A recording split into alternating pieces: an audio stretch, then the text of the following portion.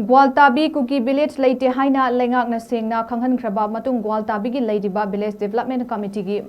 MAKOKTHONGBA MEIRA PAIBI AMADI club ka LOINADUNA RBIA gi vice president SAPAMCHA KANGLEIPAL na government of Manipur gi land resource department gi secretary da complaint ama Thangatkhre SAPAMCHA KANGLEIPAL da ngasi press club ta pangthokiba paugi mifam amada haidiba complaint adu name of places a ki section gi matung ina leingakna chap chaba wayel phanghanaba thangatkhiba complaint ni haidi GOWALTABI maitei khul asi khwaidagi yamna sotharaba khul amani masibu kannaba honaba haibisi miyam gi achoba thodang ni haina su fongdoki nakalamromda youth Pradesh Club GOWALTABI gi secretary Rajesh Maitai na fongdoki bada GOWALTABI hairiba mafam asida haukiba chahi khara asida kuki gi khul anauba nifugi mathakta hengalakle masibu lainga khakta da inthokpagi mahutta miyam nasu yengsinbagi tangai fade GOWALTABI kuki khul leite haibasi SAPAMCHA KANGLEIPAL gi matung induna thijinbadagi khanglakibani makhata na lainga ki maikei dagi khul anaubu sing hengalakpabu yengsin gi haidabadi reserve forest sok libra sok tabra haina kupna yengsin biu amadi yariba makai khul anauba maming thonbagi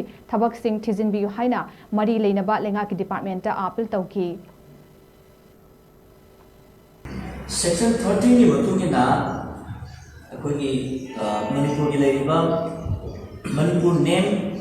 of Places Act 2004 di magi Section 13 ni matungina GOWALTABI KUKI village ana haijalaiba adugumba ngamkhai hoki amdi magi subordinate mayam sinja magi tatta criminal proceeding ama sathabiyu haiba mafam sine koina ahamda thamjariba opunse ani shubudana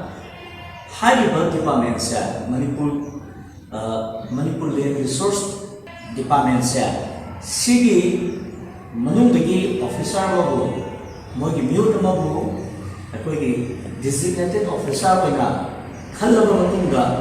mana chief magistrate Chief Judicial Magistrate ka haiba deno sigi matungina moina tawriba offense sigi matungina division do mana sathabiu haidna koi